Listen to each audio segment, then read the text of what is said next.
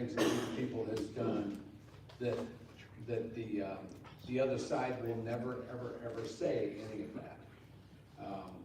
They will always just say the bad things. For example, Riley Gaines was in town a few weeks ago. Everybody knows she's the swimmer. And one of our board members went to that meeting, and they've asked him to resign because he went to see Riley Gaines. Ooh, what? Might not, probably not supposed to talk Lee about Summit it. School Board. Lee Summit, yeah. Yeah. Not yours, board. Yeah, Lee Summit School Board. Yeah, Chuck asked him to resign. No, What? you Yeah. talk about That doesn't make any sense. nonsensical, you know, there was never any word about trans. I hope he It was didn't always- resign. It was always about men competing in women's sports. That's all that was talked about. But to show you how far out there they get, is that they asked a man to resign from the school board. Wow. It floors me. Sometimes I go, are you kidding me? It's crazy what is happening. But anyway, He didn't resign, did he? no, Absolutely not. he got mad. A little bit about We the People. If you're not on our email campaign, there is a place to sign in up here. We send out or Donna, I don't say we, because I don't send out emails. Donna sends out 3 or 4 emails a month, keeping everybody informed on what's going on. And so if you're not getting emails and you want them, put John Henry up there, your email address. Appreciate it. There is a bowl up there for donations. It cost me $200 to rent this place, which is very cheap. Monday, Tuesday, Wednesday, and Thursdays, $200. Friday, Saturday, and Sunday, $600 a day. So it's a very inexpensive hall to rent. If you get, retirement parties or birthdays or whatever, it's just very inexpensive, and everybody knows how to get here now. You go the winding road, Yes. up and down the hills in the middle of nowhere. Yeah. The secret group meets. Yeah. By a gun club. And it's a gun club. Yeah. And I jest because that's how we were written up at the Kansas City Star. The Red Star. A secret group meets. And we're not secret at all. I tell everybody I know about it, about this sensible group. We also have what's called a book of business. If you own a business, bring your business card, put it in there. Donna also sends that list out once a month to everybody. So we can use sensible businesses. We can give our money to sensible businesses. Donna? Put one in the book and give one to me, because I need one to add to the email list. Absolutely. And you all know, and you can tell people that we're live on Facebook at 7 o'clock the first Monday night. The next day it goes on to YouTube, and the channel is We the People of Jackson County, Missouri. So you can look it up. You can look it up on YouTube. YouTube. That was cute. Well, I said, we the people, you the people. That's right. So I got my you and we mixed up.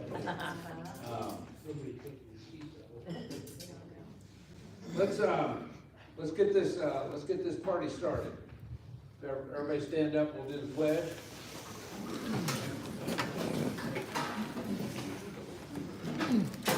Oh, you're fine.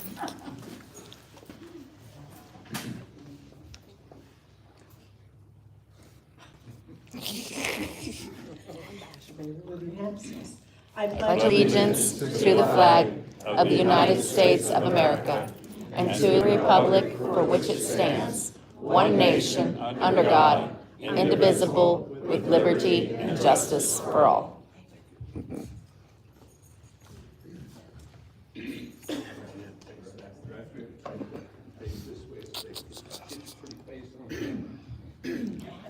Oh, say, can you see by the dawn's early light what so proudly we hailed at the twilight's last gleaming broad stripes and bright stars, through the perilous fight, o'er the ramparts we watched, were so gallantly streaming, and the rocket's red glare, the bombs bursting in air, gave proof through the night that our flag was still there.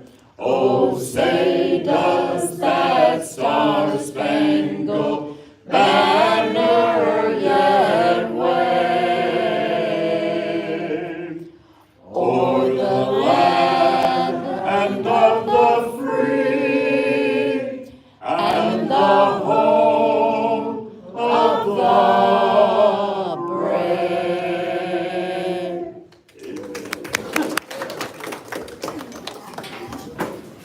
Who sings a lot better when Bill's singing? You know? I think I even hit the notes when he's singing. I don't know. Yeah. Thank you, Bill. It's always a pleasure having you sing the anthem for us. Ron, you want to come on up? Does everybody know who Ron Freeman is? Oh, yeah. No. Wait, the prayer, the prayer, the prayer. You know, Tom couldn't make it, and I always have Ron. So I invited Ron to come up and say a few words and give us a prayer. Can I tell him that you're a speaker also? I think probably don't know that. Ron is a public speaker. He's got a lot of different subjects, and he was going pretty strong, and then all of a sudden this COVID hit, which pretty much shut him down. But we're gonna get him going again. You all have heard him speak, and you know, talk to your companies about it. Talk to anybody that needs a good speaker about teamwork or Rethinking race. yeah. He's got a lot of different subjects, But instead of me flubbing it up, I'm gonna let Ron talk. There you go, buddy. Well, thank you, Chuck. All right, good. Well, anyway, as I was saying, I have this book right here. No, actually, what's funny, I thought about this tonight. I've never brought books here before. No, Ever. Did you bring them? Yeah, I got books. I Yeah. got that box, and for all of them gone, I got maybe one more box in my car. But no, so I'm excited to get this out there. It's kind of been interesting to see the response, because to me, I wrote a book. You guys, some of you might know this, maybe some of you don't. I was a consultant to the Lee Summit School District going back to 2016, from 2016 to 2019. I worked with David McGehee, and we basically provided leadership consulting for the central office team, and we're really making some great strides forward. And David, for reasons some of you may know, I don't know all of it, but left the district, and they brought in Dennis Carpenter. If you want to do this right now, that's okay. But they brought in Dennis Carpenter. He was here for a couple of months. I was working with him and continued kind of what I was doing. He liked it. We kept going. About 6 months into it, he pulls me aside one day. And so you guys don't know, Dennis was a black man like myself. He pulls me aside and he goes, hey, can your training prove that Lee Summit's racist? I'm like, no. First of all, no, I'm a leadership consultant, and second, I don't agree with your premise that Lee Summit's racist. And from that point forward, I was no longer the consultant to the school district. It was really kind of that simple for him. But the very next week, headline Kansas City Star, superintendent says community is racist. So he didn't want me to prove anything, he wanted me to back him up when he said it. And when I wouldn't, I didn't have a place there. But that was the inspiration behind this book, because it challenged me. So, am I missing something? Am I off on this thing? And it's like, and so I wrote this book really in defense of the Lee Summit community, because I think we deserve better. But number two, in the broader scope, in defense of America. And folks, I'm gonna tell you right now, we have an amazing nation that doesn't get the credit it deserves. Amen. That is emphatic. And I'll tell you this, and some of you have heard this story. Hope you'll indulge me to hear it one more time. But the U.S. Civil War, when you look at it through the lens of John 15:13, greater love has no man than this, that he laid down his life for his friend. That's a pretty powerful statement. A person who's willing to sacrifice themselves for another one is awesome. What do you call it when 360,000 men literally lay down their lives so that black people can be free? So Amen. literally my great-grandfather could be free. That's amazing. Why don't we celebrate it? Amen. Because we got stuck in this quagmire of liberalism that tells us that somehow the most shameful thing ever to happen was slavery in America. Anybody know about slavery anywhere else in the world? Today? China, we seem to be okay trading with them. I don't know what that's about. Okay, slavery's here. Human trafficking, slavery. Yes. Roman Empire, slavery. And if you want to go really beyond slavery, let's go to Nazi Germany. We had a person on this continent, not Scotland, pardon me. We had a person on this planet. I get my continents and planets mixed up sometimes. I mean, what, 9 continents? How many continents are there? 7. 7. Yeah, man. All right. So I know there's 9. But there's 9 planets. 8 planets now, 'cause Pluto is, hey, It depends. We're getting close. Anyway, but on the continent of Europe, who willfully exterminated 6 million people. Willfully, intentionally. You want to talk about racism? There it is right there. And the irony of that racism is white on white racism. You know who most black people die from? Black on black. Black people. And so we like to pretend in America that the evil divide in the world is black and white. It's absurd. You know who most white people are killed by? White people. White people. Isn't that funny how that works? It's like we want to pretend there's something different. To what end? And that's why I get into it in this book. It actually started back in the 1960s and 50s when Jim Crow was real. Anybody remember the Jim Crow laws? Yes. They were real. They said, I was born in Boonville, Missouri. There were signs, black people are not supposed to be down here after dark and all this thing, and kind of a lesson. It's like those were real. Segregation, schools, you couldn't live in certain neighborhoods. And it's just a matter of that was real. And so we come up with this strategy to contend with Jim Crow. And in 1964, we abolished Jim Crow. We blew it out of the water. We eliminated it. It no longer has its influence in the American legal system or the American society and culture. We destroyed it. But we continued on the very same path in terms of race relations. And we didn't need to. Because I can tell you right now that in 1964, there's no way a black guy's going to come out this part of Eastern Jackson County.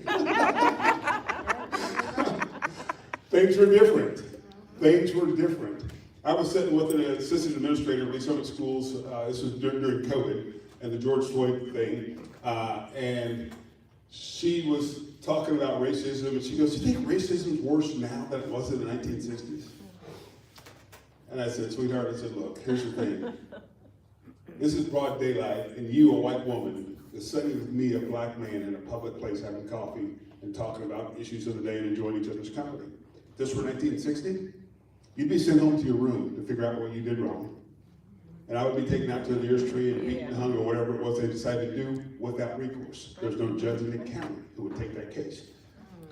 So yeah, we've come a long way and it's so much better, but we pretend it's not. To what end? There's only one entity that benefits from this mindset. And not to get overly political, but very directly political, it's the Democrat Party. Amen. It's the Democrat Party. And here's the story. Without 95% of the black vote, no Democrat will be elected president of the United States of America. I want to give you an illustration of how significant that is. I want you to listen to this, and then I'm going to pray. Chuck's like, "Come on, dude, I gave you 2 minutes." But he didn't give me any limitations, but he should have. But if you go back to the summer of 24, and there was this bozo who tried to debate Donald Trump, and he got exposed. Yes. And all of a sudden, everybody began to question his mental capacities, his faculties. Could he function? Could he flow? And we all knew the answer. He couldn't. Joe Biden had been out of it for a long time. But if you watch the news coverage for the month after that debate, every time you saw Joe Biden, he was either coming out of an NAACP meeting or he's coming out of a black church. They were trying to see if they still held the black vote. And they found out they no longer held the black vote. And you know what's really funny? Their answer was Kamala. It's like, really? That one? Wait a minute. You better go back. Check that out. No, that's why they made that pivot to her. They thought somehow if we could just get the black vote on board, they'll get behind her. And no, didn't buy it. She's been Indian too long, so there's that. But there's this issue that party has driven that wedge, and because you have a complicit media, and we're seeing it full throttle right now, they're doing everything they can to discredit President Trump. They're doing everything they can to discredit Elon Musk. And everything they can to promote, what's that girl, Jasmine Crockett? That's what they come up with. Is this like crazy or what? Like, yes, please, we'll have her. And who's her leading candidate for president in 2028? Yeah, I can't wait to see her and J.D. Vance debate. That'll be fun. It's like that's what they're so desperate and out of control. They're lost. They're a party that is ruthless. They have no hope, but they still always run back to everything's about racism. And I'm going to jump out of the political world and into the sports world. And you guys probably heard recently about this kid named Shedeur Sanders, who's a quarterback at the University of Colorado. His dad's a head coach there. And he didn't get drafted in the first round, but dropped all the way down. He was not really dropped. He was picked in the 5th round. And so, it's racism. Because he's black, they wouldn't let him. Like, stop. Who's the first quarterback taken in the draft? Cam Ward. What color is he? Who's the second player taken? Black guy. I mean, it's like 85% of the kids drafted were black. So how are we going to say somehow that, well, he didn't? No. There are other things. It's that, you know what it gets back to? It's Dr. King saying, don't judge me by the color of my skin, but the content of my character. Amen. He found his place that his content and character earned him. And it's like, wait a minute, so we're going to try and run on this racial narrative, and folks, there's only one reason to get that narrative back on the front and center and not fight burner. Is get black people to vote Democrat next time they have any chance. And I'm telling you, that ship sailed. I don't think it's ever going to come back. And one of the things we don't hear about enough is what President Trump has done in his second administration, is he's almost followed a pattern that Abraham Lincoln put out there. And somebody might have heard this phrase. He's created a team of rivals. He hasn't limited a team of rivals. As my Doris Kearns Goodman wrote a book about how Abraham Lincoln reached out across party lines and built a cabinet and an administration that was really a representation of America. And that's what Trump's done. He's not here to say, well, if you're a good Republican, I'll do this or that. He's saying, if you're a good person with ideology, and folks, we got a team. You guys ever hear Tom Holman? Is he amazing or what, right? Pam Bondi? I mean, that whole team, and they're not just good picks, they're brilliant human beings. They are so far ahead, and then there's Elon, Chris Crockett says he's not very smart or whatever she said about it. Like, really, girl? You better shut up. But no, there's a reality that there's a shift in our country and our society. And my hope and ambition is somehow Rethinking Race becomes a part of that board. And I would covet your prayers that we can get access and opportunity to get out on a national platform and bring this message. Because we've had a huge impact. I'm going to tell you a couple of stories and I'm going to pray. Number one, I was speaking to a group at Rockhurst University. It's an executive MBA class, and we were talking about this issue of rethinking race. And a couple of pieces of feedback. One was, I shared that story about the Civil War. And this kid came up to me, a white kid, probably about 30, 35 years old.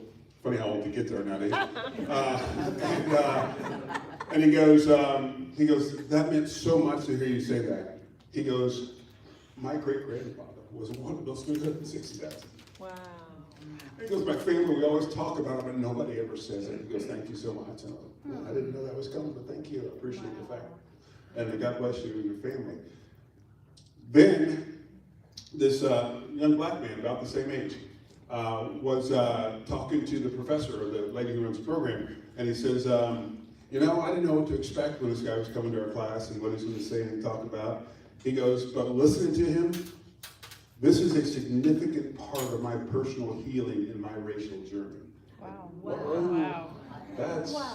That's crazy. Okay, I was just talking. And then one other I said too, but this is going to be the third one.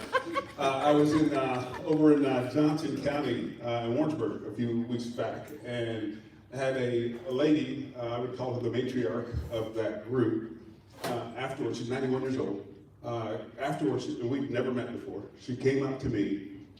She throws her arms around my neck, leans her head on my chest, and through tears, she says, thank you so much. I needed to hear this tonight.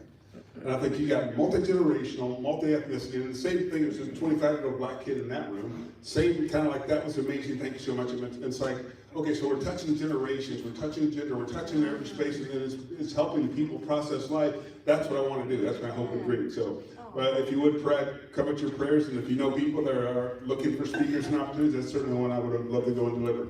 So let's pray, and then we'll let Chuck have the mic back. So, maybe. Let's pray.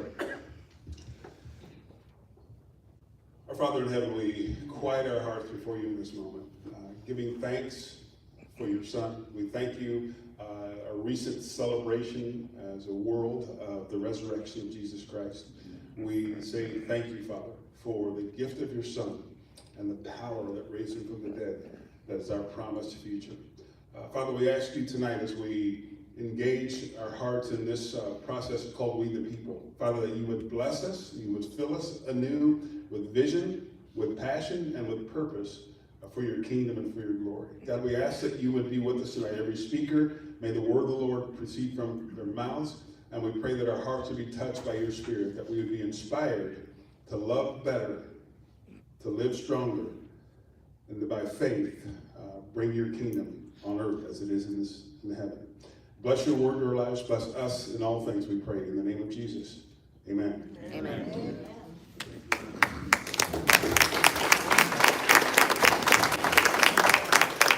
Did I tell you he's a speaker? Wow. You know, We the People needs to promote him. We need to get out there and speak to different groups, different schools, different businesses with whatever subject they wanted to talk about. You know, I tease Ron, and you guys know that I tease Ron. Ron and I are good friends. We're kind of like twins. You can't see a difference. I tell Ron, he wrote this book on racism. If I would have written that book on racism, it wouldn't work. But you've got a very articulate, very intelligent black man writing this book and out talking about all these different subjects, and that makes all the difference in the world, because he can put the word out from his point of view. Ron and I grew up 11 miles away from each other, and he grew up in Boonville, I grew up in Pilot Grove, 11 miles from each other. He's 2 years younger than I am, and I did not know him. But, you know, so glad I got to know him. You know, I think Ron and I have known each other for about 6 years now, so it's pretty cool. So, do us all a favor, put the word out for him, and we'll get him some speaking engagements. A couple of things tonight. I know that you all realize that Riley Gaines was here a few weeks ago, and we had the Turning Point USA invite her to their school, their private school here in Lee Summit. And I've invited them because I was there 3 weeks ago, and I was motivated like you would not believe. Riley Gaines is just unbelievable, and she has made the biggest difference on men competing in women's sports. And I've invited Turning Point USA to speak, and all of you come up, every one of you. And they're going to tell you the story and tell you all about Turning Point USA, and I appreciate you all being here. I'd introduce you if I could remember your name. I know that name. There you go. It's all yours.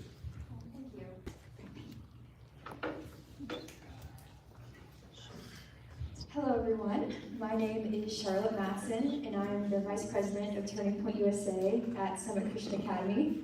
It's actually rather funny, I was rather nervous on my way down here, but as soon as I saw the flag and all the Trump hats, I knew I was in the right place. So Turning Point USA has been at our school for 1 year. It actually was a dream that I had a year ago, almost to the day. My dad, who's actually here today in the corner, actually is the one who said, Charlotte, you should consider starting a club. And when he suggested Turning Point, I actually said, heck no, I'm not doing that. No one's gonna wanna do it.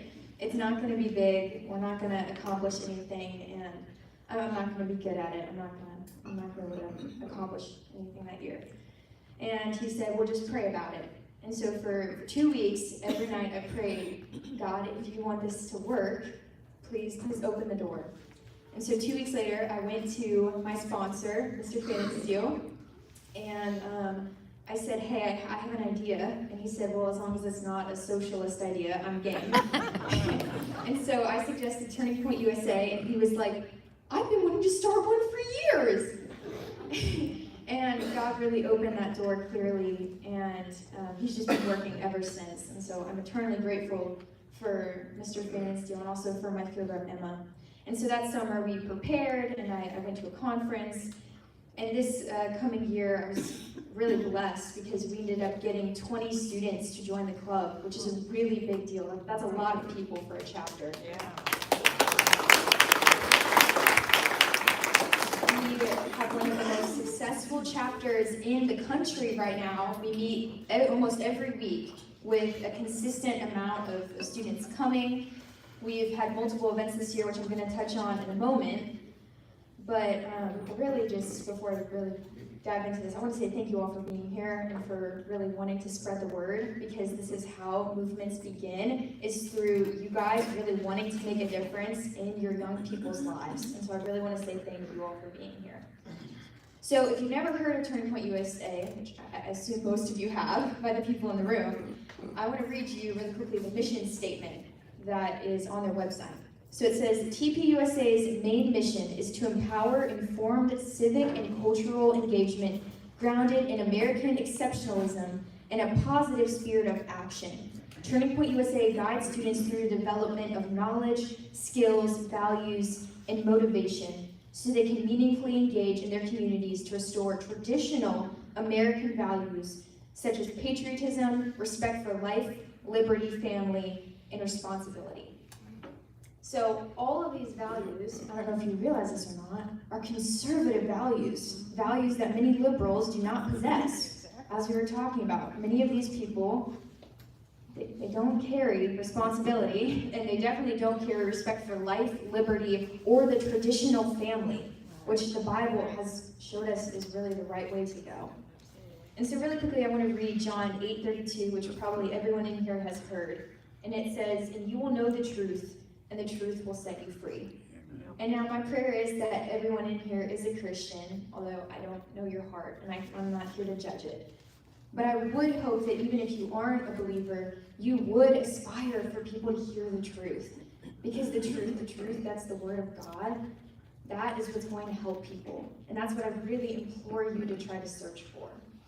So this year, we've had multiple events. We've put flags out in front of the school for 9/11. We've celebrated our veterans in a Veterans Day ceremony. And also, are there any veterans in the room right now? Can you raise your hand? I would love to say thank you for your service. Thank you guys so much for what you do. You do not have enough appreciation for how hard you all work.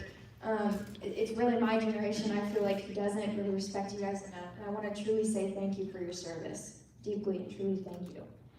We also held in January a Sanctity of Life Week, where we celebrated God's purpose for life. Abortion, as you guys know, Amendment 3 passed in Missouri, which I'm going to touch on again momentarily, but it's deeply sad, and it's deeply saddening to my heart and to my school's heart. And so we had a week where we really took the time of day to pray and encourage our students to pray that women would choose life, that women would be convicted to have their babies, to love them, even if that meant giving them up for adoption. That's truly loving your child. And then earlier this year, as was touched on 3 weeks ago, we had Riley Gaines come and speak, which was really amazing. I'm a swimmer. I'm a sophomore in high school. I'm 16. And last year I swam, or my team swam against a biological man who went to one of the Lee Summit schools. And hearing her really speak on that, which I'm again also going to touch about in a moment, and hearing her speak about the Title IX stuff was very powerful and very impactful in our community. So that was really great. So I really quickly kind of want to touch on a few things, and I really want to ask this of you guys. This year, our school, while it is a Christian school, has struggled with being able to have the courage to promote conservative values. They would not let us put up an Amendment 3 sign, even though it is a Christian school that makes parents sign a contract saying that they support life. They were not willing to do that, and instead of telling me and my co-president the truth about not wanting to rock the boat, he basically gave an excuse. And honestly, that's not okay, especially going to a Christian school. And I can only imagine in the public schools how hard it must be. And I've heard kids from public schools talk about what they believe in life and how they do not value it. And so my ask of you all is to really try to be impactful, try to show courage. That's the biggest ask. Because if you guys are willing to do it, then other people are also going to be willing to. The second thing that I would really like to touch on is the Riley Gaines movement, and this is the other thing. I think that one of the biggest issues that some conservatives face is being willing to be kind and courage, to have compassion for people. I'm not saying that any of you all struggle with that at all, but I would say that a lot of liberals think that conservatives are hateful people.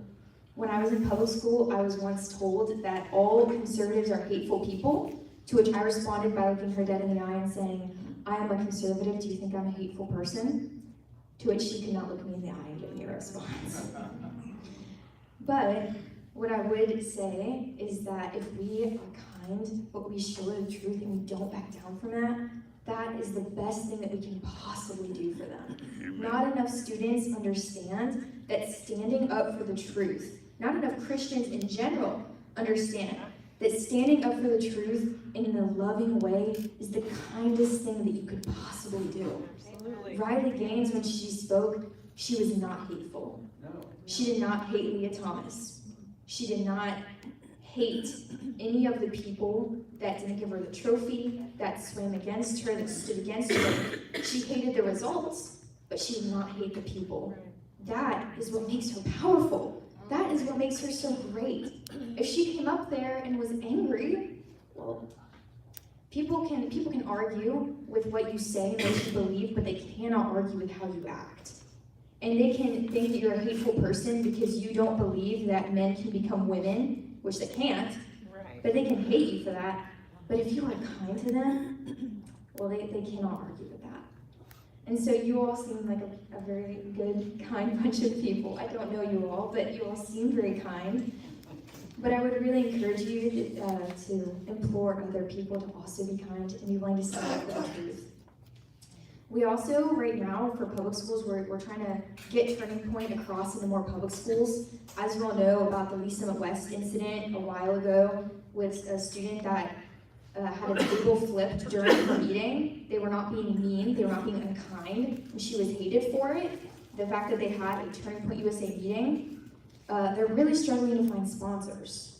So if you know teachers, or you yourself are a teacher, and maybe you would be interested in sponsoring them, there are kids out there who do support these values. And Turning Point USA is a great way to get kids involved, to get them to know what Turning Point is all about, not just Turning Point, but to get to know what these values are all about.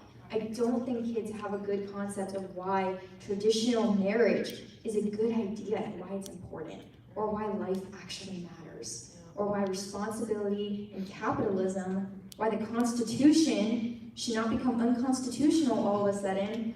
These kids do not quite comprehend that. But if we have more Turning Point USAs and we have more adults who are willing to stand up for the truth, well, then they might just get a chance to figure it out.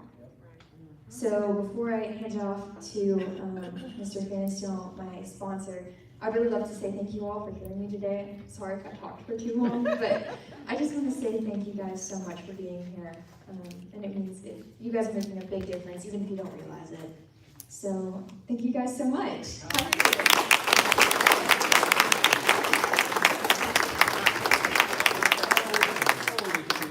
Yeah. She's 16. 16. Wow. She's Amazing speaker. she's a great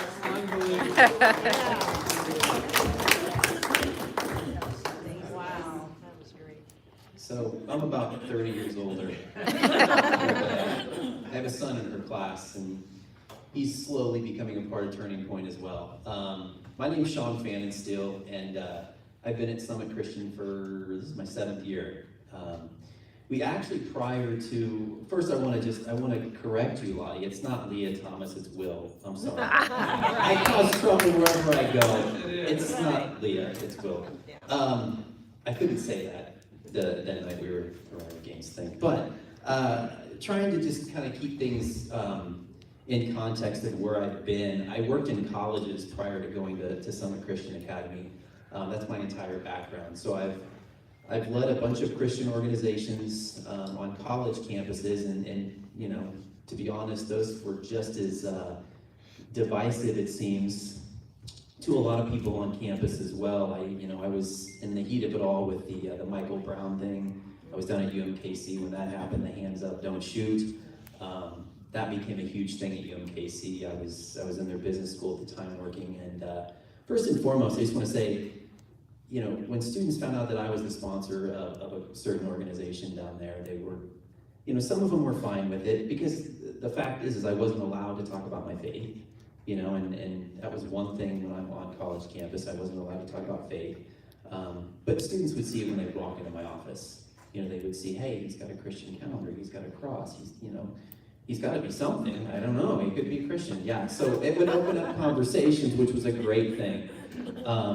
So that's really our chapter at Summit Christian, is the faith chapter. And the reason that we're the faith chapter is because they have two arms, wouldn't you say, at Turning Point. They have the political activism arm, and then they have the faith arm, the faith chapter arm. And that's what we are. We're the faith chapter, obviously, because we're Summit Christian Academy. But, you know, with both of those, obviously there's going to be pushback. Even with, you know, unfortunately, some families that are in school that didn't necessarily want Riley Gaines on our campus. And, you know, it is what it is. These days I feel like, you know, being in my 40s, sounds weird, but I feel like I've seen it all with regards to what's happened, especially during COVID, especially during the Black Lives Matter, especially during the Michael Brown, all of those things. And now that the LGBTQ is so huge, and they want to bring the black population in with them, you know, and I think that's a weird thing altogether, is that all of a sudden they're all one, and so it's, you know, I've seen so many things on college campuses that just they have no common sense. There's just no common sense in any of it. But I also realized, you know, just kind of talking about this, we talked about what happened at the Summit West and a young lady named Callie. So before we became Turning Point USA, just really quickly, we were actually YAF, which Young America's Foundation, you may have heard of that as well. That was big with, you know, Ben Shapiro was one of the speakers, Michael Knowles, which a police officer who is our school resource officer, and myself, we went down to UMKC, I think it was 2019. Michael Knowles spoke, and his topic was men are not women. Probably the most common sense thing you can say is the sky is blue. But we went down there, we listened to him, and there were about, I'd say 40 people from the LGBTQ population that would scream and shout and yell, call names. That was within the first 10 minutes of his speech. And so it was very, very, very uncomfortable. It's nice having a police officer next to me. He was armed and ready to go, and I was just sitting there with my Make America Great Again hat. I wore it, honestly, I love my hat. I got it for Christmas. I wore it just to see if there would be any pushback. That's why I wore it down to UMKC. I was thinking to myself, I don't work here anymore. They can't do anything to me. I did get questions, but no, we were down there, and it's so odd. I bring that up just because when we did have YAF, that was kind of one of those things we started, and I brought it to administration at the time. And the person that I brought it to didn't really necessarily want that. They wanted to kind of reinvent the wheel and say, well, let's think of something that's not, you know, so polar. She didn't use the word polarizing, but I knew. You know, I'd been around enough and had conversations enough that I knew that that's what she was thinking. And so I was like, no, I really think this would be a good thing for our school. So we went ahead and started YAF, and going back to what happened at Lee Summit West, I reached out to Callie, and several of us who were part of Young America's Foundation, we actually went up there. They had a night where they got to go up to the Lee Summit School Board. stand out in front, and they were passing out Turning Point USA brochures and things like that, and they had buttons. And of course, LGBTQ was up there. And they were up there in full force. In poor Callie, she was one girl behind a table, one high school girl behind a table. And there were her parents there who were standing off to the side. And there were a few other supporters, not many though. They were outmatched, outnumbered, and everything else. So we went up and we stood by her. We stood behind her table. We helped her out. There were a lot of, it was weird. It really made you feel the spiritual warfare that's going on. I think that was the biggest thing, just kind of reading Romans 8 tonight, talking about the mind set on the flesh is death, but the mind set on the spirit is life and peace. And we're talking about how do we get Turning Point USA chapters in public schools. That's the hardest thing in the world. I have friends that work in the Lee's Summit Public School District. They're terrified of starting one. They're terrified of the pushback, you know? I mean, plain and simple. It's not easy for them. I reached out to a former board member and I asked her, I just said, if myself and Emma and even our president or vice president went up to a board meeting, would that make any difference in the world if we spoke? And she said, absolutely not. I mean, now they're down. I mean, she said her giant email back to me. You know, now they're heavily liberal with a 5-2 split, so there's no chance the board will feel compelled to do anything at all. So what do we do? You know, I mean, obviously prayer goes first, but what do we do on top of that to kind of, you know, God, what do we do here? I mean, this isn't, because everybody's looking at Turning Point USA in the shadow of it's evil, it's radical, right-wing, crazy people. I mean, it's all of these things. The fact is it's not. We heard Riley Gaines speak. She wasn't hateful. I think the thing is that one of the suggestions that she had, which I can ask Emma, and I'll ask all of you, is she said, well, why don't we try to find some conservative Christian teachers and send out kind of a feeler, maybe a survey, and see what, you know, what they want to do within their school. The problem is, how do we do that? Because we have to, there's red tape. There are people above those teachers. So what do we do? I don't have the answer. I stand up here working at a Christian school, and I'm blessed to have that Turning Point USA, and we're blessed to have that chapter. But if Emma, or if any of you, I mean, I pound my head trying to figure it out. You know, how do I, if my friends don't want to do it, and they're conservative Christians, what else can we do? So that's kind of where I'm at. That's why I wanted to speak just a little bit, just to kind of tell you our background. And it's been awesome, and we're going to have more speakers next year, and you know, hopefully, not hopefully, we will probably cause some more pandemonium, I'm sure. The left wing will freak out, and they'll protest in very small numbers. They're the loudest voices, as we know, but we're not here to appease. We're passing through this earth, right? I mean, this is a. What's the phrase in Scripture? Oh goodness, now I'm losing my train of thought. We're in this world, we're not of this world. But we want to try to make this world a better place. And we're not doing it with hate or with evil. We're doing it with hopefully the love of God, with prayer. And I think that's what we need here, is just to figure out how we can maybe open the eyes of administrators at these other schools, you know, whether it be Lee's Summit, Blue Springs, Independence. I mean, because the fact is there isn't a chapter in any of those schools. Why? There's thousands of kids. There's thousands of Christian kids. There's thousands of students that think just like us, just like Lottie, just like Violet, just like all the other students at our school, but they're not allowed to voice that at all. Because why? Is it going to hurt someone's feelings? I mean, I think that's the problem, is that we're so into, we got to appease everyone. You know, we have to appease everyone, and that's where the frustration lies with me. It's where it was in the college level. That's where it is now, but not at Summit Christian. It's with the local school districts, you know. So, but I'm going to let Emma speak just for a minute, because I know she has a lot to say. She looks like she's got a lot to say. I don't have a ton to say. They've pretty much done a way better job than I could have ever done. I am their field rep So I'm the Plains Territory Field Rep for our high school department. So right now I cover the Kansas City, Missouri metro area, all of Kansas and all of Nebraska. Next year they're taking Nebraska from me, which I'm kind of thankful from because it's a lot of room and a lot of ground to cover. Kansas City has been great to me though.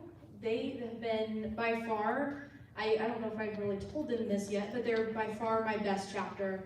My boss comes to me all the time, and they are by far one of the best chapters in the country, and they should be very, very proud of all the hard work that they've put in, especially in their first year of being a chapter. This and what the work they have done is very, very rare. And like they were talking about with Lee Summit and Blue Springs and all the other public schools around here, I know that there's students that would be motivated and want to get involved if they knew what Turning Point was. That's the problem, is that they're not allowed to know about Turning Point and get involved. I've asked, and this is just a short little story, I have a family member, he goes to Lee Summit North for around Veterans Day. We wanted to do, Turning Point was working on this. I was going to different schools, smaller town schools were pretty much the only ones that would let me in, out in the middle of nowhere, Kansas. So I reached out to my cousin and I was like, hey, do you think you would be able to get this organized and you could come in, you know, you're already a student, you know, just talk to your history teacher, you said he's kind of conservative. Let's get into the school, let's just set up a table, it doesn't have to have any Turning Point stuff. I can talk about Turning Point, I don't need any materials. I could just talk to the students. But let's get a table set up, maybe during lunch or a history class. I'll bring in all the supplies, they don't have to pay for anything, and we'll write notes to veterans, and then I'll drop it off at the local VA or VFW, something like that. And he was like, okay, you know, I'll talk to my teacher. So I get an email back from the teachers included and the principal of Lee Summit. And they're like, absolutely not, like we do not allow any visitors in the school. Now, I don't know if that's true. I don't really think that that's an accurate statement, that they don't allow any visitors. Yeah. So just something simple as showing appreciation to our veterans, and they're shutting us out because we're Turning Point USA. Now, if it was a local Democrats group, I don't know if they would have the same answer. But I'll kind of leave it at that, but that's my experience with Lee Summit. I would love to get a chapter in those schools, and like they were talking about, this is where the community comes in. If we can get some support, that and you guys know people, and we can get some pushback against the school board, against the woke teachers, to get these students approved in the school and tell teachers that it's okay to stand up for what is right. Legally, I don't know the law, but I don't think I can hire you for being a Turning Point USA sponsor. But I 100% understand where the fear comes from. And that's the same thing with our students, is they shouldn't have to go through what they've gone through. What Callie went through, no student should have to do that during their high school years. They're young, and that this should not be what they have to do. So with your guys' support, we really, really appreciate that. At this time, I'll open it up. If you have any questions for me on how you can support us, or for Lottie or even Mr. Fanninsteel on their experiences, we'll do a little bit of questions and then we'll be done. You get out of your hair. Yes. So did Callie ever get that? Thought you got a group going there for a while. I think maybe they did a couple meetings. I can't really, I was a student at the time. The student, the teacher that was sponsoring it got cold feet and pulled her. I feel like, yes, I think you're definitely correct. I feel like they, yes, maybe they tried to do one or two meetings, but it did not end up going anywhere at all. Callie spoke here a few Yes, years ago. I think I was with her as a student when she was here in Spoke. Yeah. She's great. She's real good. Yes. Real good. Lee Summit has 3 high schools now. Are you going to all 3? Right, so I tried to get into Lee Summit North, that's just where I had connections in. The thing that's hard is if I just show up at the school and try to talk to somebody, they're not really friendly, they don't really like that. So what we need is either a student or a teacher or an admin, somebody within the school to reach out, because me just showing up doesn't usually work at all. They get very negative towards that. Turning Point in Green Valley? I think so, there was, I don't know if there still is. Yes, there was. The president graduated there, and then just the members Jackson? were there. Yes. Yes, Jackson Spooner graduated. Are we talking about an after-school club? Yeah, it can be after school. They meet during the day. All the clubs are a little bit different. So if they have like a club period, then they can meet in the I school. would have to, I don't know, but I heard, Christian legal group that helps with legal matters in schools.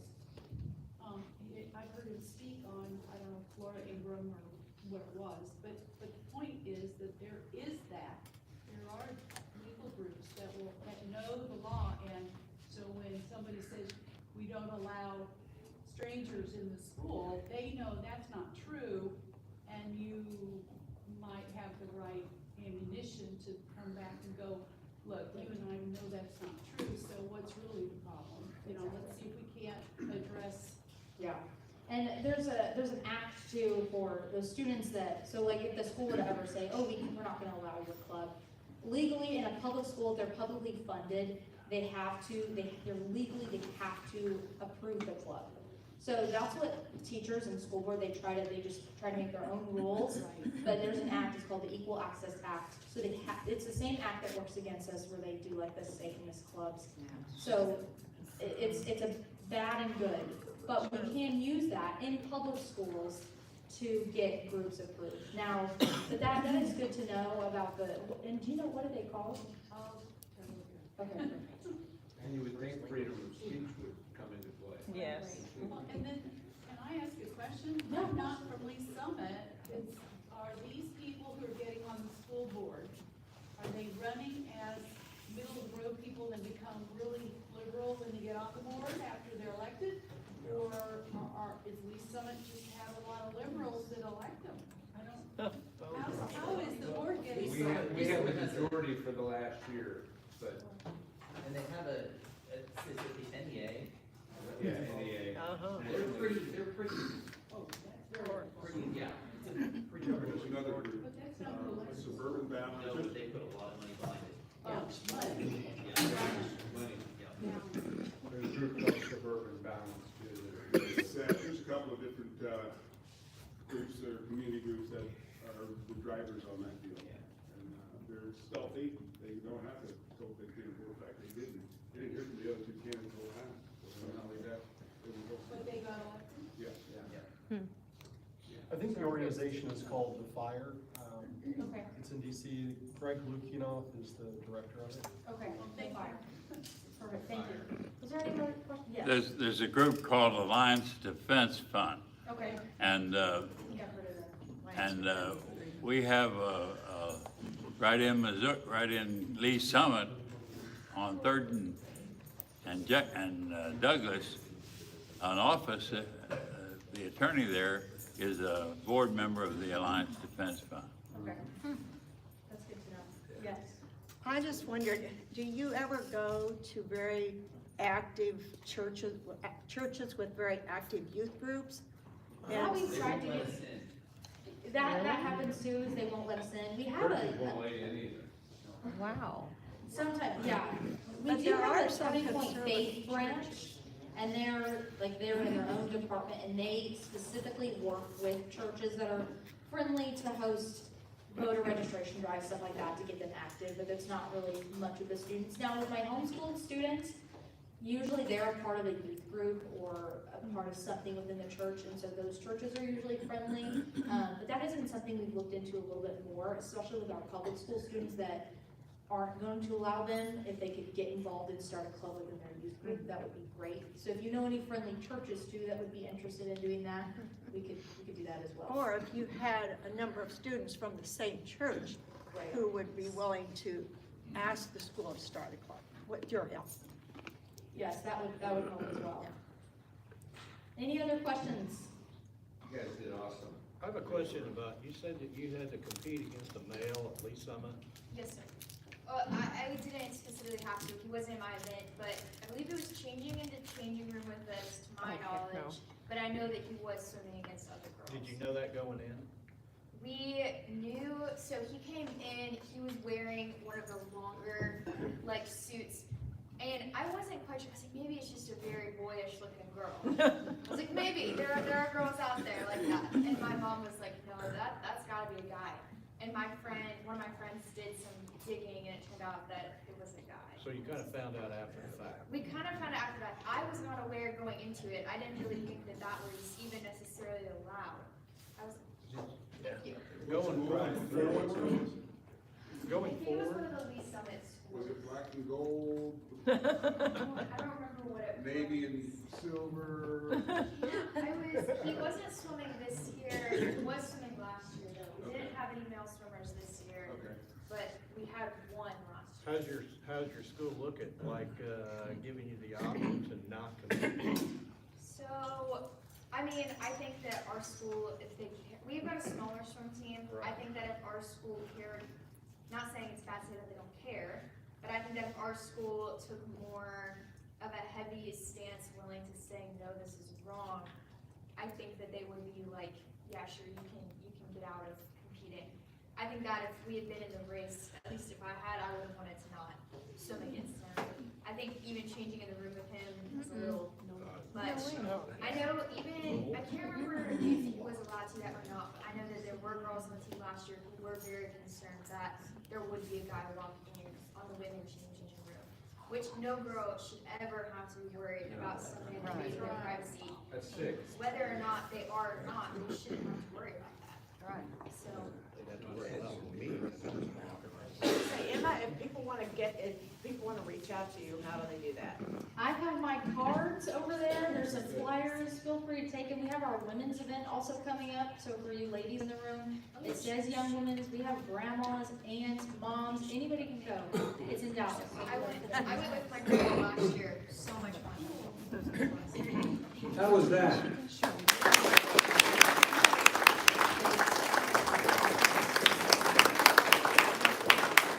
Thank you, all three of you, very much. I appreciate it. And 16 years old and being able to talk like that in front of a group of people. Amazing. That's amazing. That's pretty amazing. That's amazing. So if we can do anything to help this group out, to get more Turning Point going, if we know teachers, let's do our job too. Moving right along. A few weeks ago, I went to the Republican Lincoln Reagan days, and they had some J6ers there, and they pretty much stole the show. And invited them to come speak to us tonight, and tell the whole story. Don't hold anything back. Tell us just how it worked out, and come on up, guys.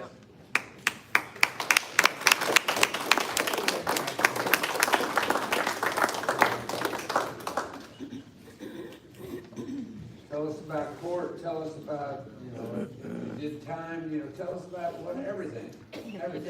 Hold nothing back. This group can handle it. you can handle it, huh? Yeah.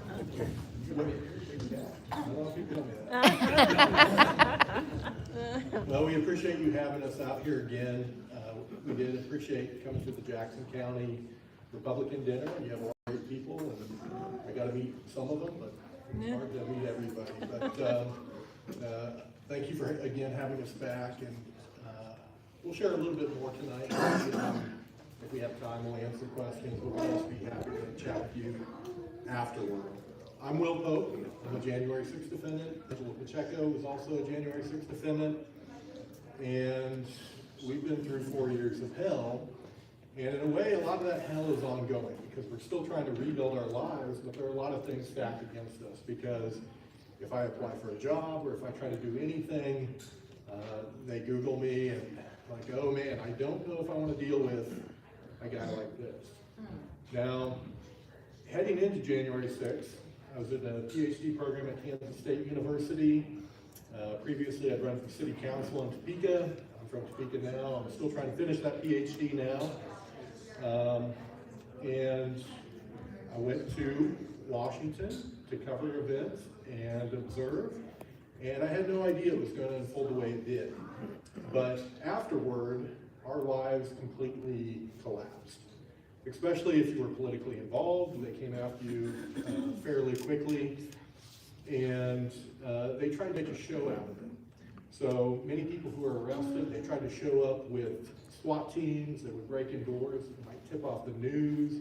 They wanted your picture in the paper. They wanted to write the most defamatory things about you possible. And they would try to like spin the details of the day in a way that made you sound like the devil when you were there to exercise First Amendment rights. And so the two of us, we were two of about 1,575 January 6th defendants. Our lives in many ways have been crushed, but it isn't just us. There are, our families have felt a lot of it. We have friends, we have a lot of different people connected to us who have been impacted by the weaponization of government. Now, neither Angelo or I assaulted any police officers. We didn't destroy anything. We didn't take anything. And yet, in my case, I was charged with 30 years of federal charges. I was indicted on 30 years of federal charges, 8 different charges. And the big one, the 20-year felony obstruction of an official proceeding, that was thrown out by the Supreme Court last year, almost a year ago now. It would have been the end of June, which was great. It was great to get that thrown out and have that no longer hanging over my head. But in the meantime, they used that to convict a lot of different people, and they used it to leverage bad plea deals, a 20-year felony. Think about it. Are you going to take a 20-year felony, or are you going to take this plea to maybe the 5-year felony or whatever? And so the federal government leveraged a charge that never should have been brought. It was unconstitutional, as found by the Supreme Court, and they used it to crush a lot of people and to defame a lot of people. And in my case, I fought for the entire 4 years. I was arrested February 12th, 2020. If any of you were at that Jackson County dinner, you might remember Billy Cressman and Chris Cunha. They were arrested the day before me. So our stories began about the same time, but every story is a little bit different. For me, you know, I wasn't maybe one of the highest profile defendants at first. They didn't have a picture of me like holding a lectern in the rotunda or wearing a buffalo horn hat. So I didn't go viral, fortunately. But at the same time, I still had those charges that I had to fight. So I kept a fairly low profile for the first year. Then in 2022, about halfway through, they began to try to move quicker with my case. They tried to get me to plead to that 20-year felony that the Supreme Court ended up throwing out. They wanted me to plead guilty to that with a sentencing range of 41 to 51 months in prison. So essentially spend 4 years of my life in prison for a charge that the Supreme Court would eventually throw out. And I didn't agree with it. I thought it was a terrible charge. I thought, you know what? You guys are crushing my life. I'm going to fight back. Good for you. You made the worst mistake ever Yes. by trying to get me to plead to that. And I did fight back. And when they tried to begin like pushing for a trial, I decided, you know what? My counsel that they've appointed me, he's not really answering my phone calls. He's not answering my emails. He's not really doing anything for me right now. I'm going to represent myself, even though I'm not an attorney, right? I think I'm a smart guy. I recognize I don't know the legal process, but I'm going to fight back in the way I can because I've done a lot of study of the video, and I think I can push back. And so it was interesting. I did learn a lot along the way, and at first, you know, it was a battle over, do I get access to discovery? Because they didn't want to give full access to a pro se defendant, a guy who was representing himself. And that was a battle for several months. That ended up being a gift in disguise because it prolonged my case long enough to where they never got me, right? So in a way, they didn't get me. But eventually I began winning motions, and I began raising points like, hey, you have an FBI agent here on the east side of the Capitol in the crowd, and as people are running up the steps, he's clapping and saying, oh man, this is going to be huge. And I was doing like a ridiculous amount of research to prove this and come up with this. And I began finding other federal agents in the crowd. And we had video of undercover officers telling people to move up the steps. And we still don't even know the full scale of it. But we do know that there was a lot of government misconduct that they don't want to talk about, and they still don't want to talk about it. And I really wish they would be pushing a little bit harder to get to the bottom of it now. But, You know, I think a few people that may have gotten into the Trump administration don't have that fire. But we gotta continue to push for that, because you should never be able to crush an American, to charge a guy like me, who has never committed any crime, haven't committed any crime since then, with 30 years of federal charges. You shouldn't be able to destroy my life for exercising the constitutional First Amendment right. Absolutely. So, I did fight that entire time. I got the one charge thrown out by the Supreme Court last year, 2024. I got a couple other charges thrown out by motions I was filing, and then, thank God, President Trump won. Yeah. And he gave me this hat, so I'm thankful for that too. Yeah, that's good. Thank God President Trump won, and he ended the nonsense that they were doing in the DOJ as far as that goes. We still have other things we need to clean up. In my case, I wasn't pardoned. So if you were never convicted, your charges were dropped. And so the 5 remaining charges I had, they were dropped. I didn't get a pardon. I won. And it was a big victory. But nonetheless, we had to go to hell just to get to that point. And you cannot imagine how long and how hard those 4 years were. And Andy's going to tell you his story as well. But we appreciate you guys again letting us be here to speak and just telling you, like, weaponization of government is not something that should happen in America, and it could happen from either side, and we have to make sure that we defend our Constitution. Right. Amen. So, Yeah. Angela?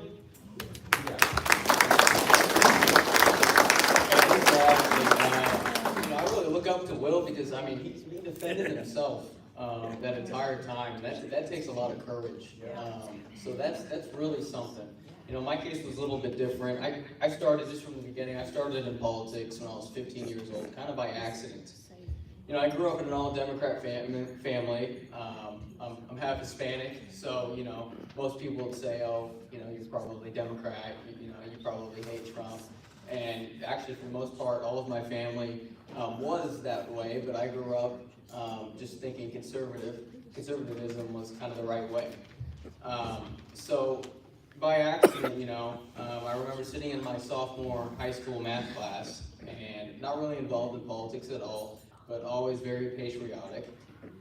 The teacher that I had, you know, it was right after President Trump announced his candidacy, and the teacher that I had would always be a little bit mean and lie and start the class talking about current events. And I thought to myself, hey, you know, I don't think that's really true.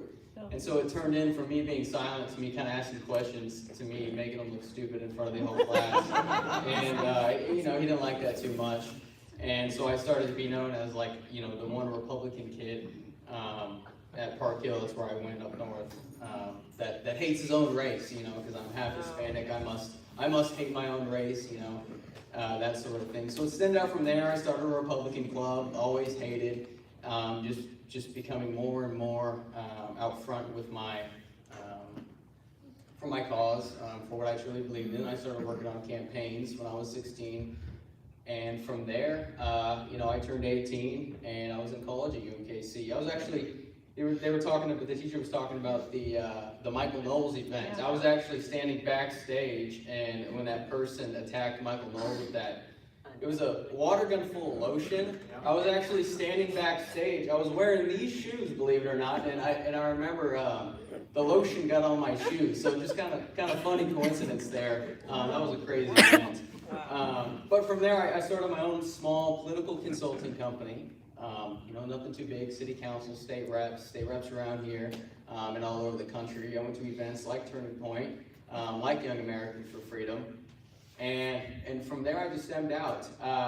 I worked on a pretty big door knocking company on the data team in 2020 for President Trump. And, you know, to see all that hard work kind of go down the drain to elections, you know, very questionable, it really hurts. So I did go to DC on January 6th. Like, I've been to DC many times for, you know, many different conferences, events, all that sort of thing. And, you know, I was kind of there watching everything happen. And to tell you the truth, I wasn't there to be violent. I wasn't there to assault, police officers, do all these things. And I was just observing. And so I remember I walked up, I was watching the initial, the barricades overthrown, right? And I was on the scaffolding. You know, when you Google my name, you'll see a picture of me just hanging on the scaffolding, just looking. Completely nonviolent, just observing everything right next to the press, as many people were doing. And, you know, I left, went across the street, was at a bar watching the rest of the thing happen. And I remember watching on TV, they said, they're letting people in the Capitol. I said, there's no way they're letting people in the Capitol. There's no way. So I walked up, and sure enough, there was 4 or 5 police officers in the West Terrace Hall, standing right there. And I said, you let people in? He said, you can come in if you want. And I had crossed over the threshold. My head was over the threshold, they say, for 18 seconds. My foot was in for 6 seconds. Wow. And so the FBI came to my house, asked me questions, basically told me I need to get a lawyer. And and I did, and I found out, you know, I thought I was going to jail, you know. Going to jail as a 5 foot tall, 100-pound kid, you know, that's not really something to look forward to, right? So, you know, I'll be honest, I was pretty scared at first. Pretty scared and pretty nervous, so, you know, I got a lawyer. And first thing I asked him was, am I going to jail? And he said, no, I called the prosecutor, it's just gonna, looks like probation. So again, everybody's story is different, you know? People were raided and arrested in the middle of the night, and I can't imagine all of that. You know, I feel, from my side, you know, it wasn't that bad compared to everybody else, and that's what really scares me about weaponized government, is that, you know, they can come at you any time of the night for standing in the Capitol, you know, just for mere minutes. You know, I'm thankful that didn't happen to me, but I want to make sure I'm an advocate for those people where, you know, it did happen to. Exactly. So, you know, I was, the whole process was kind of quiet. I was arrested July 17th, I think it was 659 days ago. I looked it up before I came. And I wasn't really arrested. They just told me to come into the federal courthouse downtown, you know, that big building that looks like a toilet. And I've never been in. I've always wondered what was inside, and that day I found out what was inside. And I met there with my lawyer, and the FBI agent said, hey, Angelo, thanks for coming. This is the first time in all of my career that I had somebody surrender to me. I didn't have to go out and go get it. And I said, well, you know, I'm glad I'm your first, I guess. There's a lot of... It was just so weird. The whole thing was so surreal, right? I just remember walking up, I'm like, oh my God, I'm gonna be handcuffed and I'm gonna be thrown in a jail cell with all these other men, and so we're walking up, taking the elevator up to the U.S. Marshal's office so I can surrender, you know, where I get my mug shot, my fingerprints, all that stuff, and I'm like, am I gonna be thrown into like a Trump tank type thing with a bunch of, you know, violent people? And the FBI is just like, oh no, Angelo, it's fine, you know, it's nothing like that, whatever. And so I was charged with 4 misdemeanors, 4 non-violent misdemeanors. And so when I got in there, the U.S. Marshals didn't even know how to process a misdemeanor. They were sitting there trying to figure it out, because they, you know, only do felonies, right? So I think I have one of the lowest, I have the record for one of the lowest charges in the Kansas City Federal Courthouse.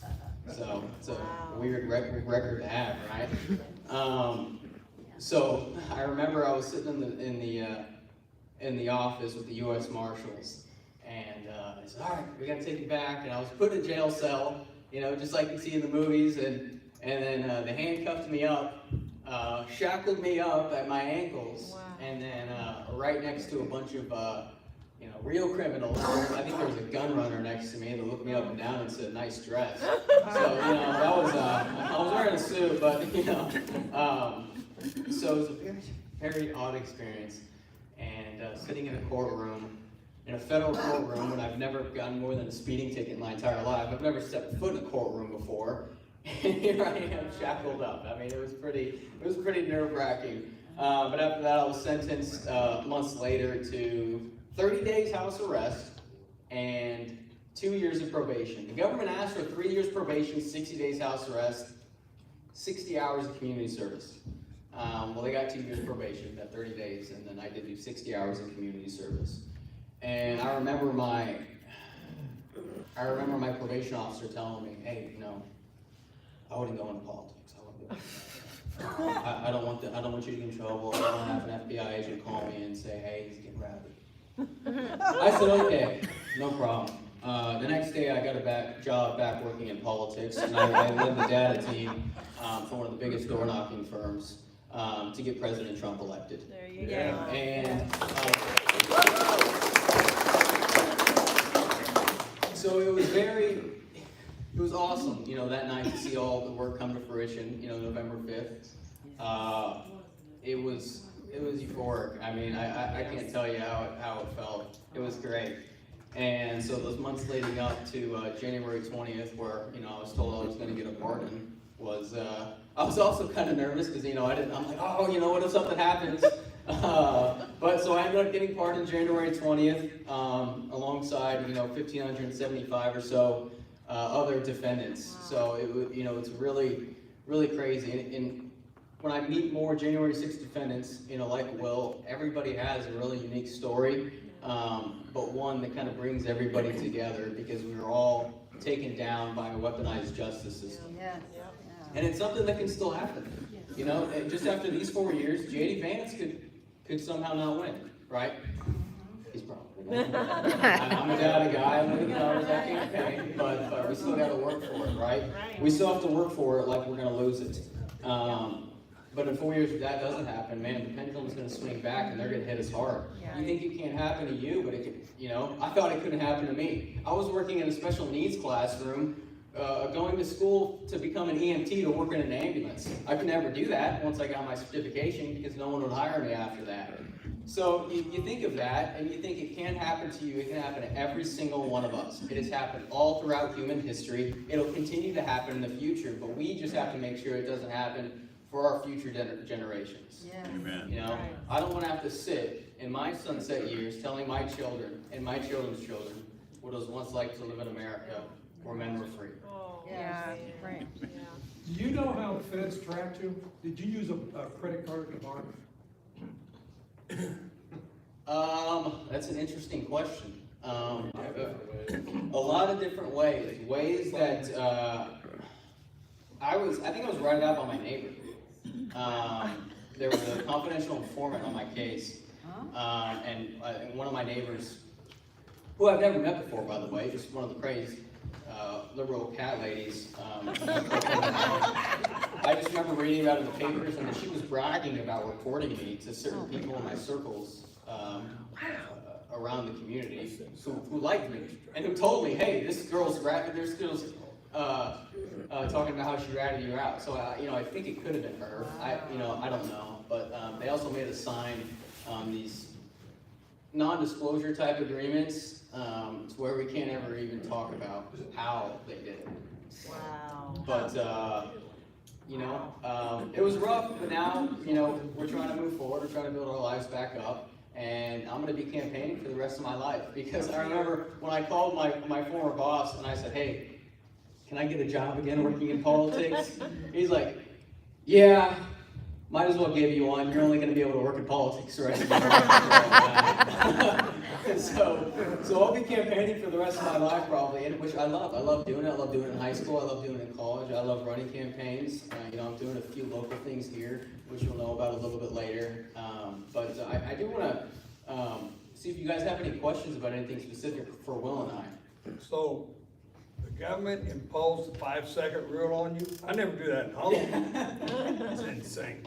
But who's, if any of you guys been in contact, anybody talking to Pam Bondi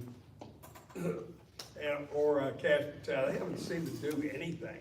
Or Yeah, someone you in know, Congress, but we were promised this a few years ago. They were gonna look into J6 for real. Yeah. You know, it's very. I'm hoping they'll get to it soon.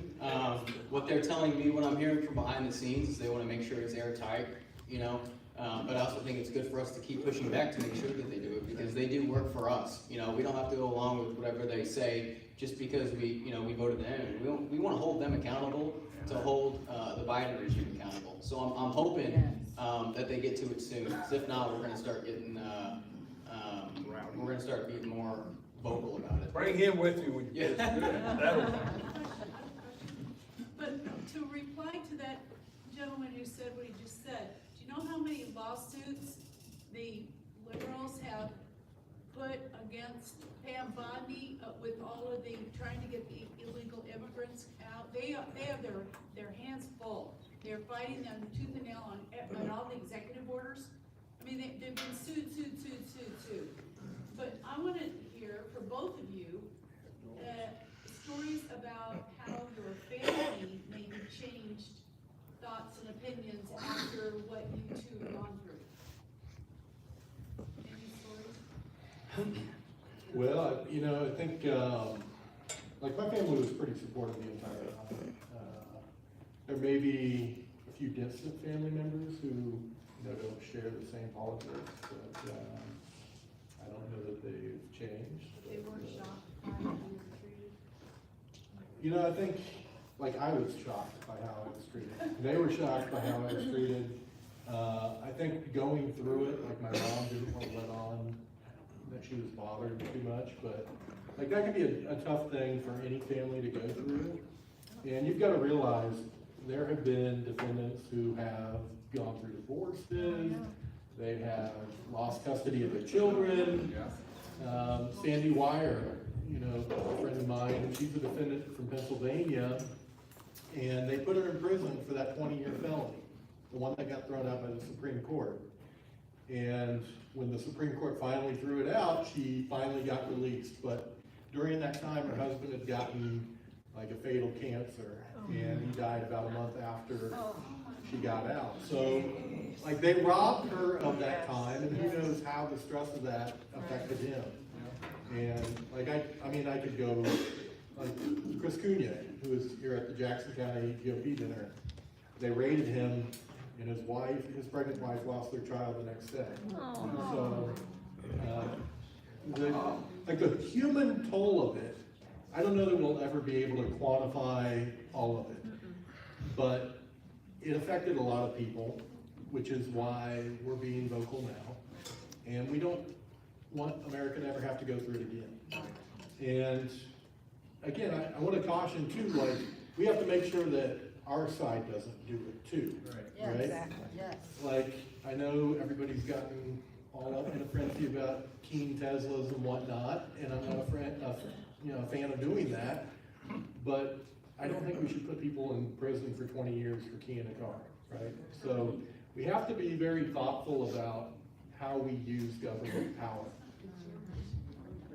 Well, I mean, we gotta be judicious with government power regardless of who is doing it. And to illustrate it, so I briefly told a story when I was at the GOP dinner. Like, my 5th great grandfather was one of the first settlers here in Jackson County, just a few miles away from here in Lone Jack.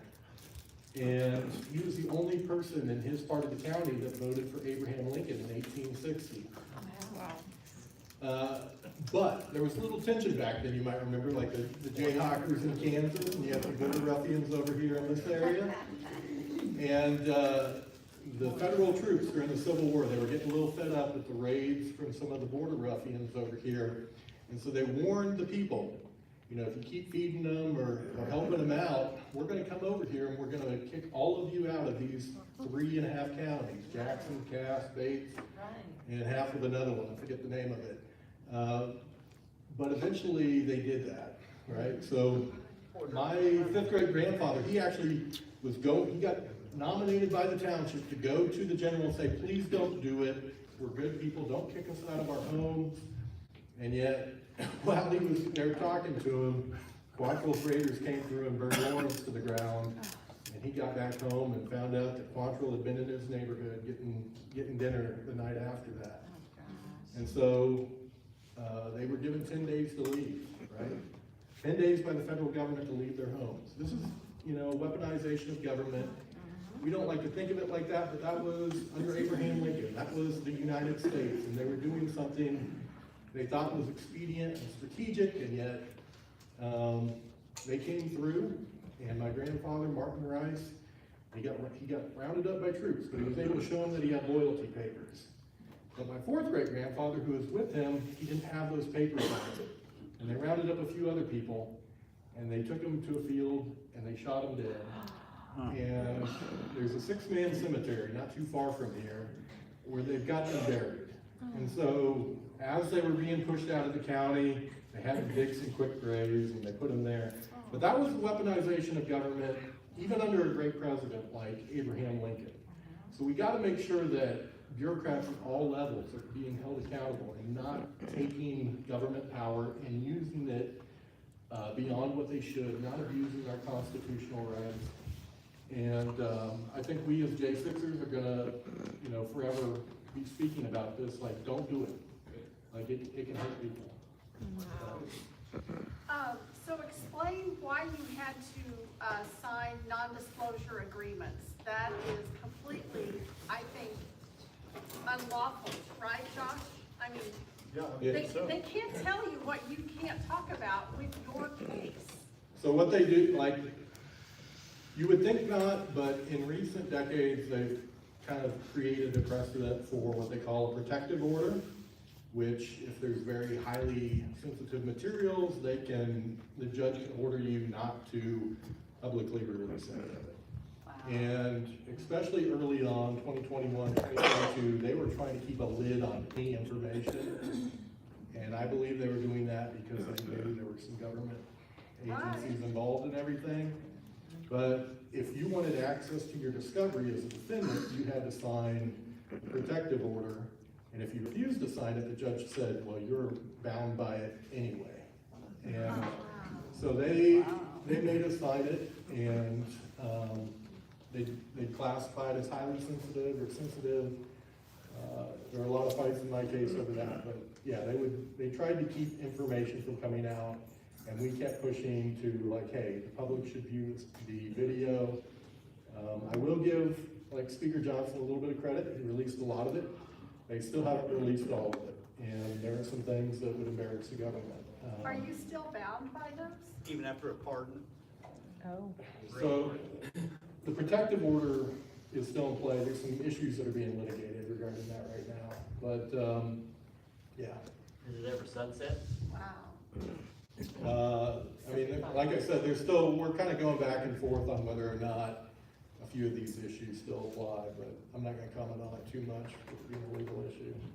Yeah. So when you're saying, the 1575, is this a fraternity you guys are gonna be in for life? Or there's some people that have just said, I'm out, leave me alone, I'm going back to my cave? Yeah, well, I mean, there are a few of the 1575 who are no longer around. A few of them despaired and took their own lives. You might have heard of Matthew Perna. I know his Aunt Jerry, she speaks on it quite a bit. George Leachin, I think he was about Angelo's age. They arrested him on misdemeanors, and the weight of it all, he freaked out and shot himself in the head. But there were, I think, 4 defendants who did, and then several others who never got arrested. Other people have died of natural causes, and then, the J6 group is kind of unique. I would say most of us get along really well. I think there are a few bad actors that maybe we don't want to affiliate with quite as much. And, my working theory, this is just my tinfoil hat theory, I believe there were government agencies in the crowd doing things they shouldn't, and I believe they may have arrested a few individuals to cover their tracks after the fact. And so I don't think all 1,575 will ever get together and sing Kumbaya. Like Angelo's a good guy. I think I'm a pretty good guy. But yeah, overall, I think we all get along pretty well. We went to Jackson County dinner a few weeks ago for the first time. Yeah, and that happened with I went to CPAC in DC, and I met a lot of people there too that were pretty cool. Some others were interesting. I met Jacob Chansley at a Turning Point event. He's bold stuff. He's out. Oh yeah. So, and then to answer your question about family earlier, me being full of Democrats, I thought a lot of my family would be really upset, but it was my most liberal aunt that was kind of the most upset at the government because, her being, super liberal, she's, old school, says protesting is a right, and they shouldn't come down on you like this. So it was really surprising. And, in terms of my friends, I'm friends with all conservatives mostly, and it's funny, my most liberal friend, was the one that really, you know, talked to me and was like, hey, you know, I'm really sorry about all of this.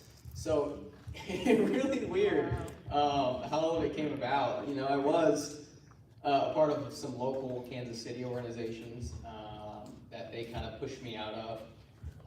So that was really disheartening because I did a lot of work with them, just purely all volunteer based, just because, you know, I wanted to do it. And still they try to push me out of certain things. The Kansas City Star article of us at the Jackson County dinner, some of my old teachers reposted it on Facebook, and like, you know, I was right there. I was standing right in front so they could see who it was. So all of the teachers kind of saw it if they didn't know already, because most everybody always knew already. They're very gossipy. So I got a lot of pushback from that. Yeah, it really sucks because, you know, I wanna do things. I wanna do charitable things because it's the right thing to do. Not because I want any recognition of it. If I want recognition, I tell you what I'm doing right now, but I'm not gonna do that. And it just really sucks. I'm just trying to help. You know, I was trying to become an EMT. I wanted to work in an ambulance. I thought it'd be fun to go out and help people. Couldn't do that, you know. So now my only path forward is politics. It seems like, which I'm okay with. And You got in trouble because you were curious. in a way, yeah. I was curious, looking around, and you know, a couple feet in for 6 seconds kind of changed my life forever. Wow. So I do want to just comment real quickly, because we came to the Jackson County GOP dinner, and it was a very great welcome, and it was a pleasure to meet a lot of you. And then the Kansas City Star, you know, I got contacted by Judy Thomas. She was like, hey, there's like some disturbance in Jefferson City, you know, about the whole event. And like, I don't want to get too much involved in Missouri politics, but I want to point out that your Republican Speaker of the House threw the Jackson County GOP leadership under the bus. That I don't really want to have anything to do with those people, and they're kind of harebrained, and I don't want to touch them. We don't want anything to do with Exactly. him. We want nothing to do with him.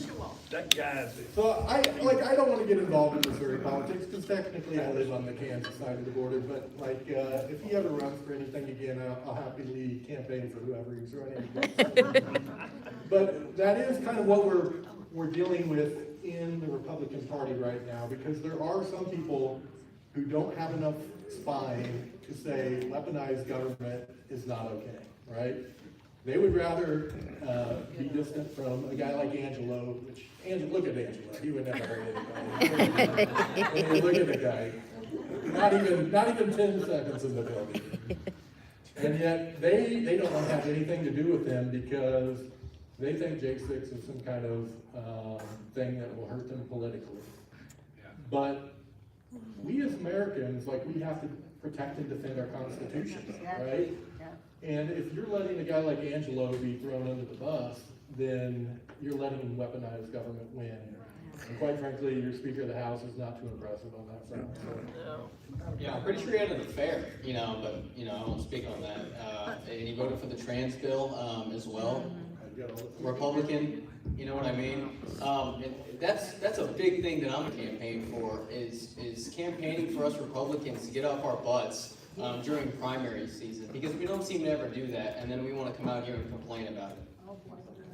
Can you answer, was there truth about paid protesters showing up in Trump apparel to start problems and do some of the... I'll tell you, I wouldn't be surprised.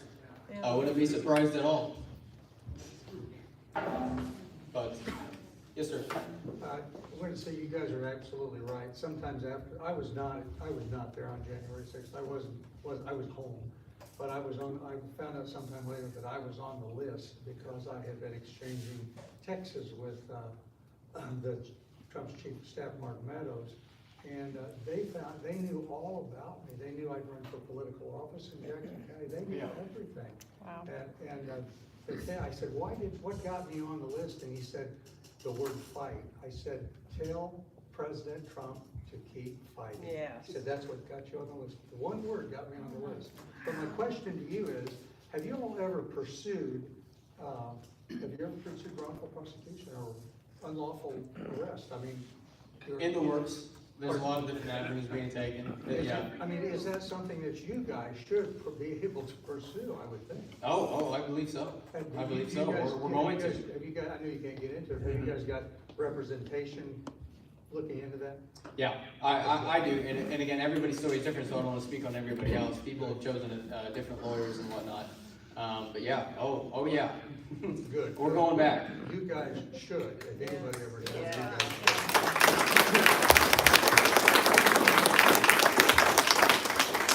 And we had a couple questions about Bondi and Cash, and I want to be their biggest cheerleader. I am a little disappointed in the action, or lack of action that we've seen so far, but hopefully they will come around and do it. But I will say, if there comes a point later this year and we haven't seen anything, the criticism is going to be pretty high, and I think that'll hurt Trump. So I do think, and the point I made the other day on Twitter, if Trump doesn't investigate this, then history's always going to look back at it and be like, well, why didn't you release the truth of it? Right. And I think those questions will hurt his legacy. So I think he does need to do it, and hopefully he will. But yeah, I think there are a few things happening behind the scenes right now that, we'll see how it goes. Are you gonna stick around for a little bit afterward? Yeah, we can chat if you have other questions. We'll get one good one of your questions to them later. We're gonna finish up this meeting, guys. Thank you. Fantastic. Thank you very much.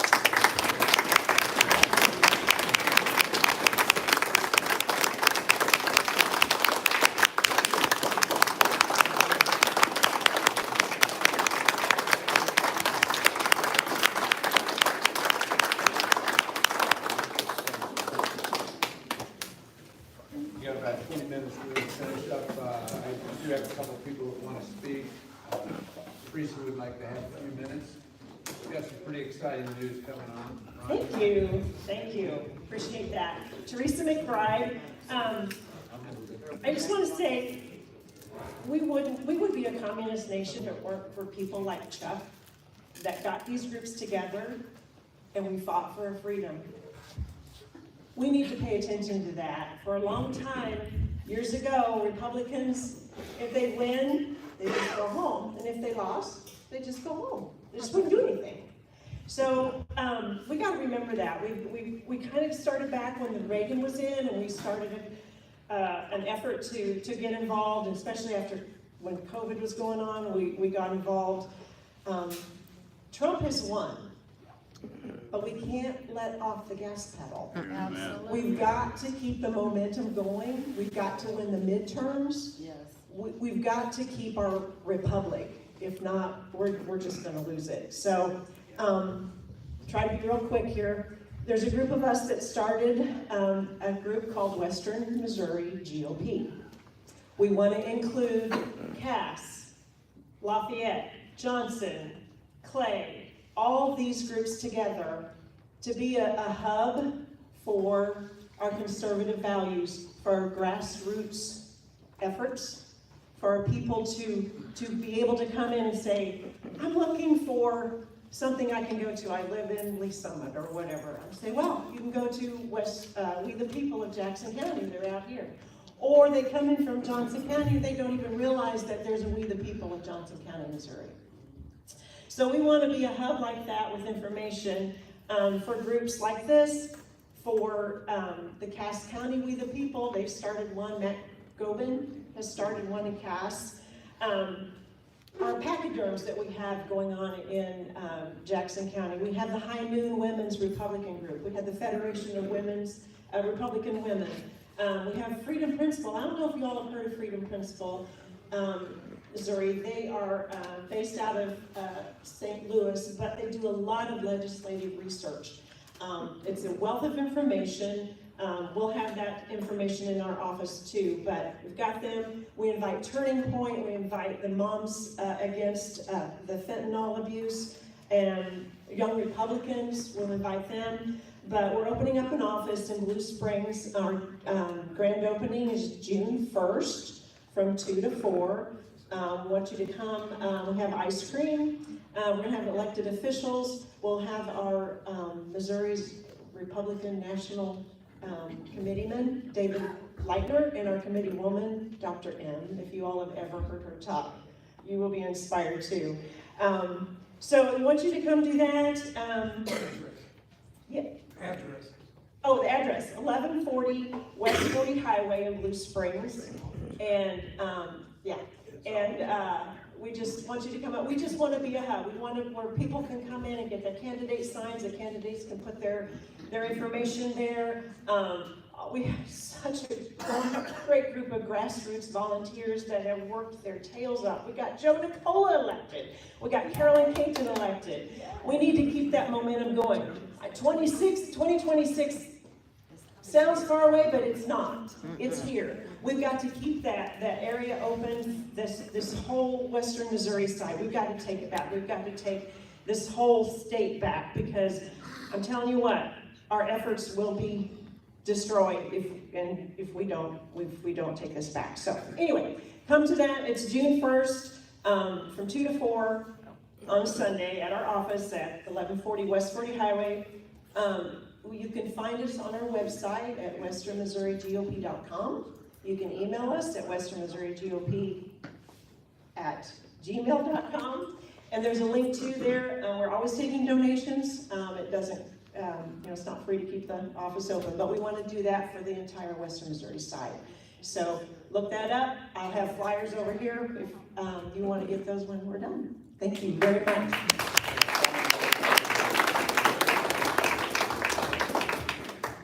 The Republican, where the Republican location was on 40 Highway, they have moved over to the Lee Summit location. Bridge space. Bridge space in Lee Summit. Where? Bridge space. Bridge space in Lee Summit. The old post office. The old post office in Lee Summit. So that location was available, so that's where they're gonna be. So I think it's a perfect location for you. Everybody knows where you are. Exactly. So that's very cool. Josh, did you want to say a few words? Sure.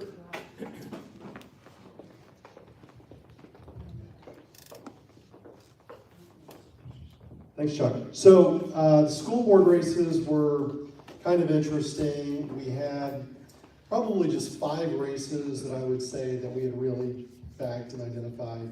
So Tim Brown and Gwen Hefner, and we had Joe Lavelle in Oak Grove, and then we had 2 other races, Jeff Porter and Jason Williams. So those were the only ones. I was thinking about with the Turning Point USA, that young lady that spoke. And I think it's really important. I look at a lot of these candidates that did win.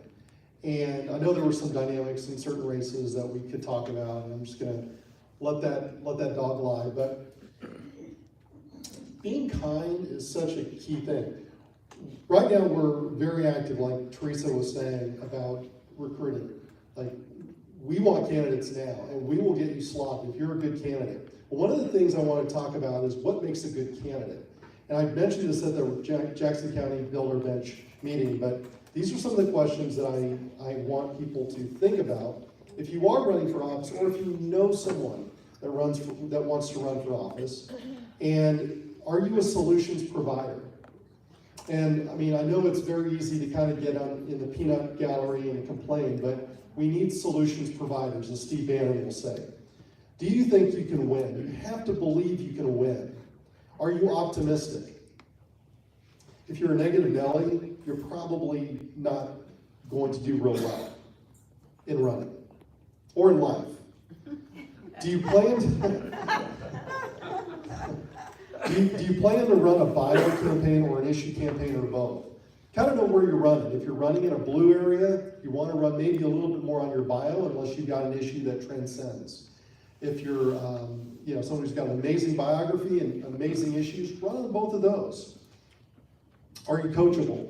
I think it was Donna yesterday, we were meeting with a great candidate and a great potential candidate, and she says, well, there's a difference between being coachable and being a marshmallow. You don't want to be a marshmallow, but you do want to be coachable. And if you think you know everything, well, you probably don't. Do you love people? And I mention this because I know Phil Robertson said it back in the RNC about 8 years ago. And I just love that, you know, and he's like talking about Scott Walker, and Scott Walker started using that. I don't know how he said it exactly, but it was like, yeah, if you don't love people, you shouldn't run. Will you separate yourself from party leadership? Joe Nicola gets on the floor when he speaks, and he's reading something, and if it sounds like the World Economic Forum, he just blurts it out. He says, this sounds like the WEF to me. You need people that are not just good campaigners, but people that will actually be beaverish enough to read what it is that they're supporting. So if the party leadership says we're supporting this, we want people that will read it and not just go along every time. Are you MAGA, and what does MAGA mean to you? You know, to me, it's like the trade stuff, you know, that was actually a Democrat Dick Gephardt issue. And we've like totally taken that on, and I love it. And I just think it's something that, you know, if you're MAGA, what does it mean to you if you're gonna run? And make sure you know, don't just because you like Donald Trump. I love Donald Trump, but know why you think what you think. Do you speak directly and succinctly, or do you think you need, or do you talk too much? You know, a lot of this is listening to people and going door to door. You have a real tight script, what you're gonna do, what you're gonna say, 45 seconds. You don't need to make it a dissertation. Can you spend the time needed to go door to door? That's really key. If we're gonna win, we need people that can really do the work going door to door. That's where it's at for a lot of these local races. What about you makes you a winning candidate? You know, if you don't know, ask your wife or your husband. You know, ask people that know you. What are my winning qualities? Are you indefatigable? Will you work like Donna Gordon? Yeah. Will you run your campaign like your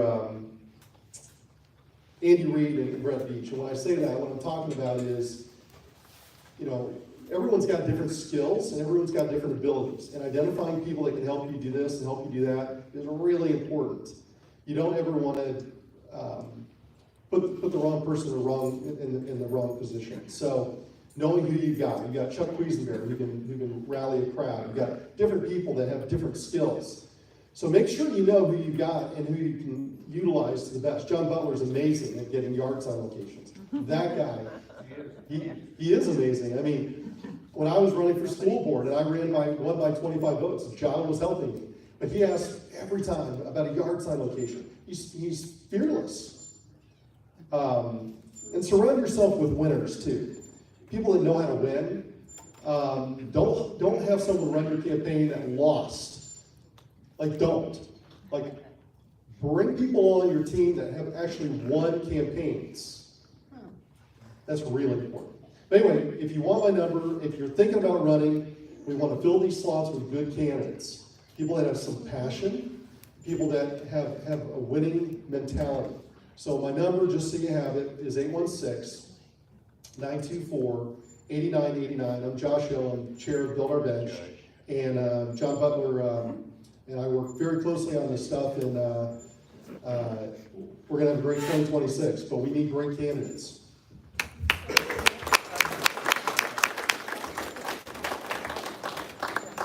You know, just to reiterate just a little bit, you know, we had probably 350 people in this room before.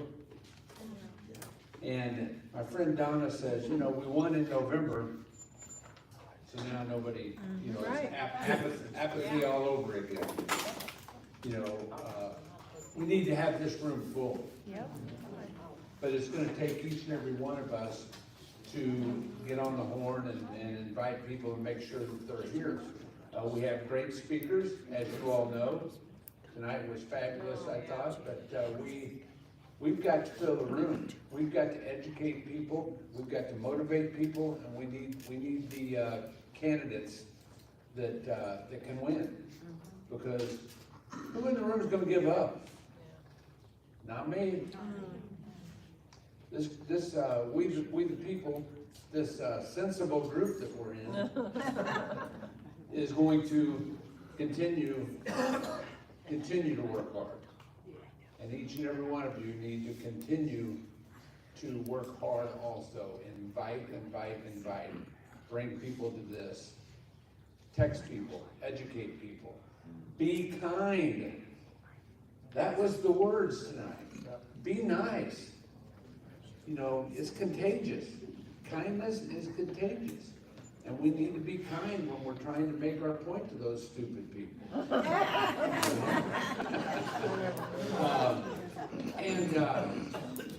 I need you guys to, I don't know how to say this, Donna, but I need you all to stick around for a little bit, because I want to talk to you a little bit in a few minutes.